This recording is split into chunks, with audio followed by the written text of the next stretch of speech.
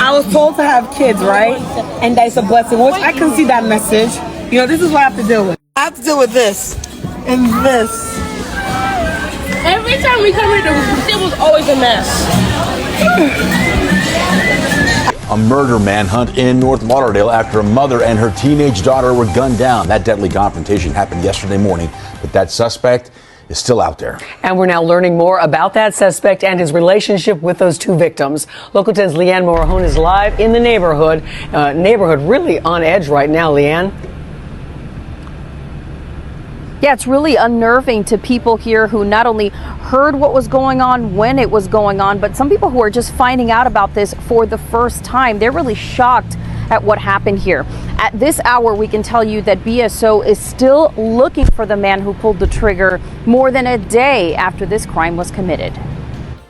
The search continues tonight for 34-year-old Andre Odain Anglin, the man police say is responsible for shooting a woman and her teenage daughter outside her North Lauderdale home Wednesday morning. Friends identifying the victims as Jennifer Bellony and her daughter Anastasia. We are actively searching for someone. Broward Sheriff's deputies say it happened around 9 a.m. Wednesday on the 7900 block of Tam O'Shanter Boulevard. When deputies got there, they found the two victims dead from gunshot wounds. I seen a body land on the ground. I didn't want to see that. Police say Anglin frequents the Margate area, but stopped short of telling us where they believe he might be. Investigators have still not confirmed the relationship between Anglin and the victims or a possible motive, but records show Bellony asked for a domestic violence restraining order against Anglin back in 2018.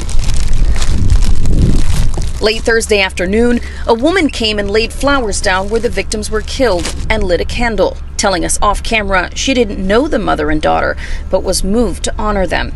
Soon after, loved ones also arrived at the home but declined to speak on camera, grieving together as investigators continue to search for the man behind the crime. And if you have any information on Anglin's whereabouts, you are urged to call the Broward Sheriff's Office or Broward County Crime Stoppers at 954-493-TIPS. Live in North Lauderdale, Leanne Morahone, Local 10 News.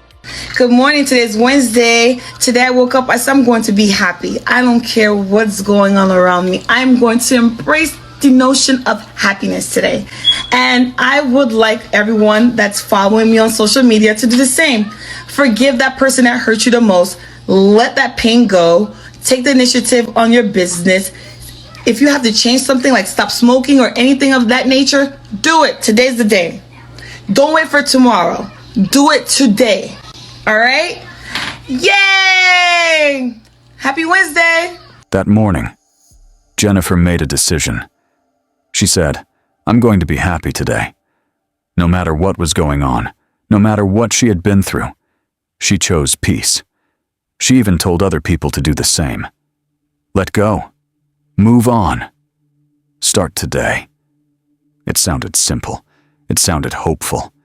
But just hours later, that same morning would end in gunfire, and the man standing outside her home was someone she had already escaped from. Jennifer Bellony was 32 years old, a mother of 3. From the outside, her life looked like it was coming together.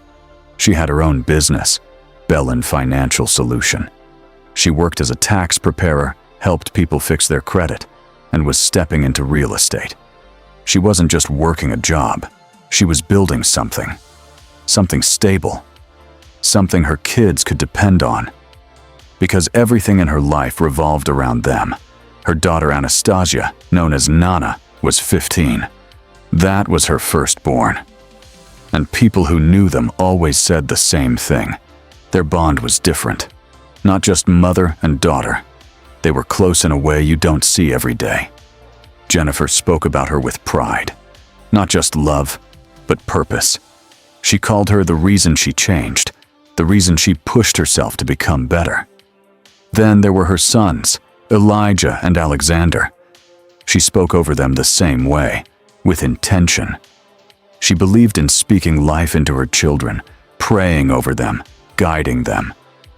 If you scrolled through her social media, you'd see it clearly. Messages about growth, about faith, about choosing happiness even when life isn't easy. And she didn't just post those things, she lived them. But here's the part people didn't always see. Jennifer didn't just wake up strong, she became strong. Because before the business, before the positivity, before the rebuilding, there was a relationship that nearly broke her. She had been with a man named Anglin. They went way back, high school sweethearts. The kind of story people root for. Young love that turns into something serious, that turns into marriage, that turns into a family. And for a while, that's exactly what it looked like. But over time, things changed. Andre struggled to keep stability. Jobs didn't last. There were issues that kept coming up. And slowly, the relationship shifted into something unhealthy. It wasn't just arguments anymore. It became control. Then it became fear. Family members would later speak on it.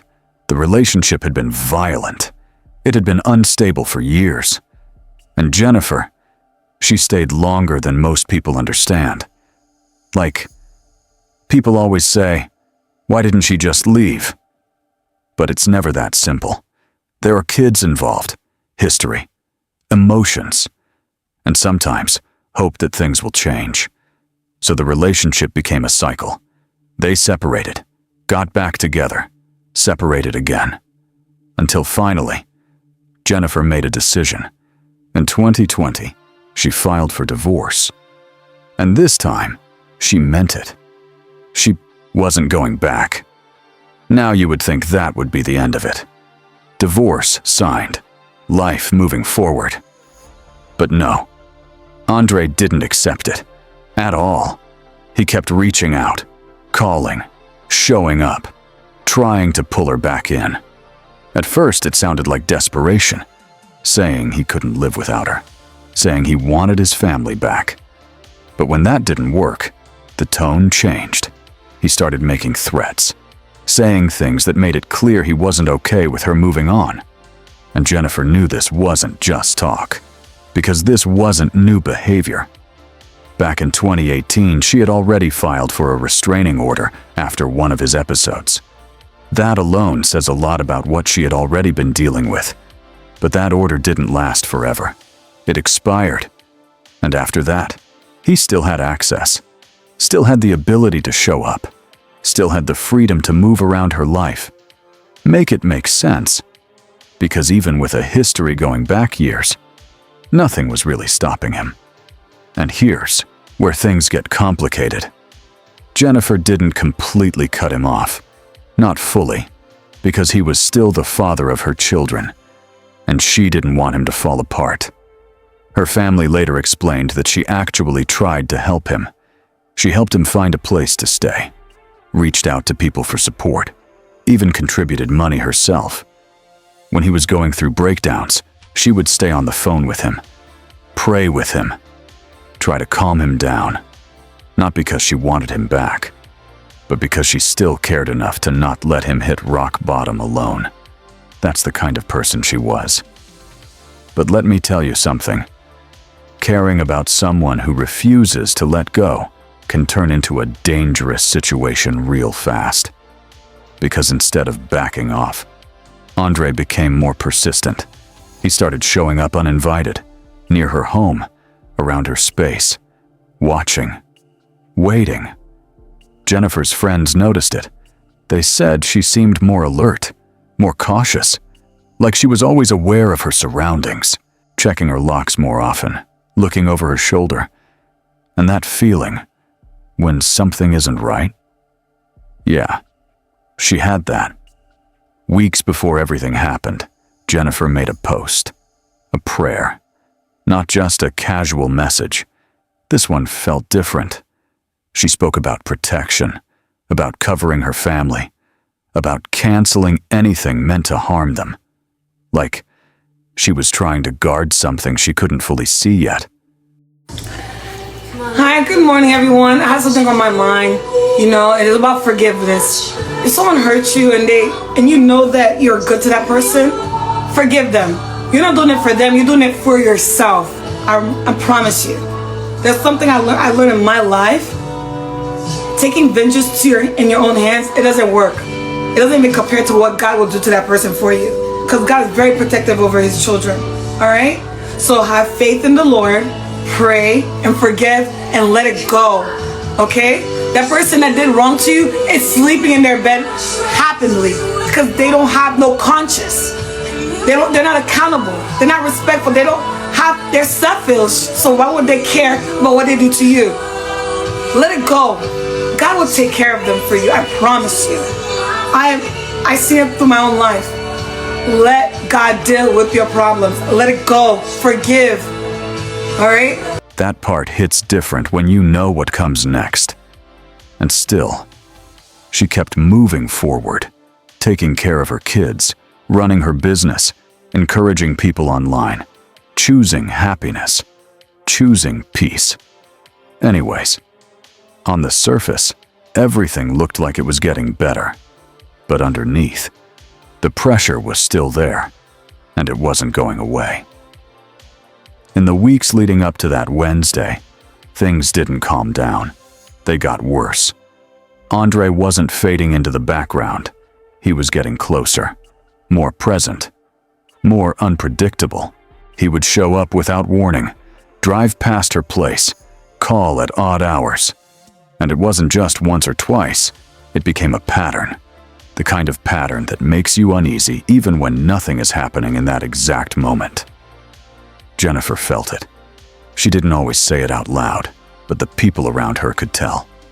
Something wasn't sitting right. She was more alert than usual, more careful, trying to keep things normal for her kids, while quietly dealing with something that wasn't normal at all. Because at the same time, she was still trying to manage him, trying to keep the situation from escalating, trying not to push him too far, while also holding her ground. And that's a difficult place to be, because no matter what she did, it wasn't enough. About 3 weeks before everything happened, she posted that prayer, the one about protection, about canceling anything meant to harm her and her family. And looking back now, it doesn't feel random. It feels like someone who knew something wasn't right, even if she couldn't fully explain it. But life kept moving, because it always does. Wednesday, April 13th, 2022. It started like any other morning. Jennifer was up early, getting her kids ready for school. Anastasia was preparing for the day. One of her sons was getting ready too. Normal routine. Nothing unusual. Around 9 a.m., Jennifer was on the phone with her mother, just talking, going through the morning like she always did. Then she looked outside, and she saw him, Andre, standing outside her home, just there, waiting. She told her mother she would call her back, and ended the call. And in that moment, she made a decision. She stepped outside, not to fight, not to argue, but to handle it, the same way she had been trying to handle everything for months.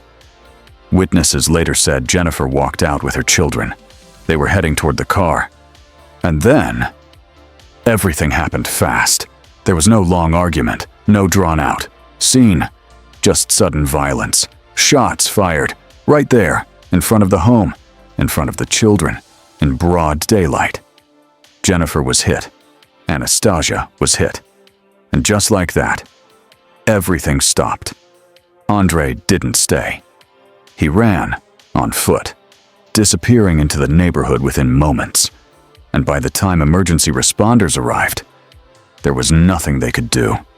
The scene was secured almost immediately. Law enforcement locked down the area. Evidence was collected. Witnesses were interviewed. And one thing was clear from the start. This wasn't a mystery. They knew exactly who they were looking for. Andre Anglin, Jennifer's ex-husband, the father of her children. As news spread, family members began arriving at the scene, trying to process what they were seeing, trying to understand how something like this could happen, right in front of their eyes, in a place that was supposed to be safe. The search for Andre began right away. He was on foot, but that didn't mean he was far. Authorities pushed out his description, his photo, everywhere. News stations picked it up. Social media picked it up. People started sharing his face, over and over again. Because now, it wasn't just a case, it was a manhunt. Family members spoke publicly, asking for answers, asking for him to turn himself in, trying to make sense of something that didn't make sense. Make it make sense.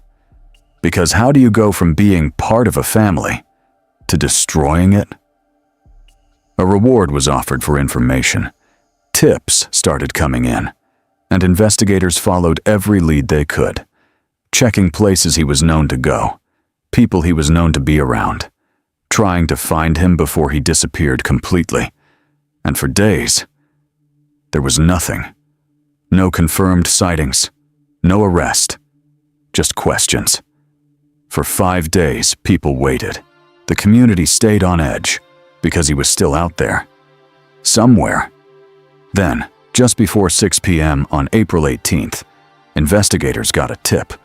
Andre had been spotted at a gas station, a Circle K on West Sunrise Boulevard in Fort Lauderdale.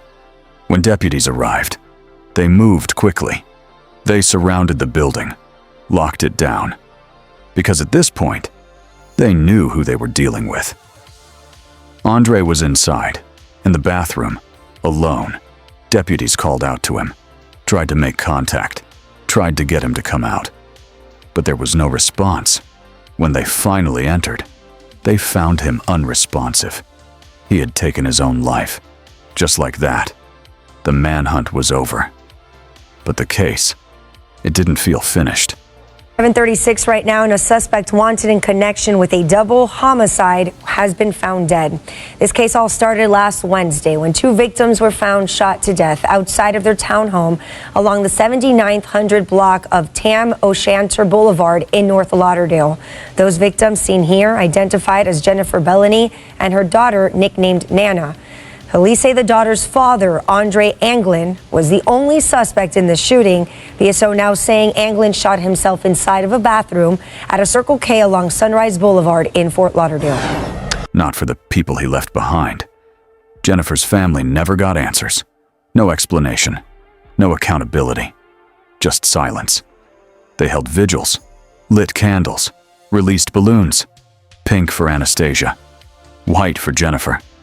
People shared memories, spoke about who Jennifer was, how she showed up for others, how she encouraged people, how she kept going, even when life wasn't easy. And Anastasia, 15 years old, with a future that never got the chance to unfold. 2 lives gone. In a moment that didn't have to happen. Jennifer had done what people tell you to do. She left. She filed for protection. She tried to move on. She tried to keep the peace. But sometimes, that's still not enough. And that's the part that stays with people. The part that's hard to accept. Because at the end of the day, this wasn't about a stranger. This was someone she knew. Someone she once trusted. Someone who refused to let go.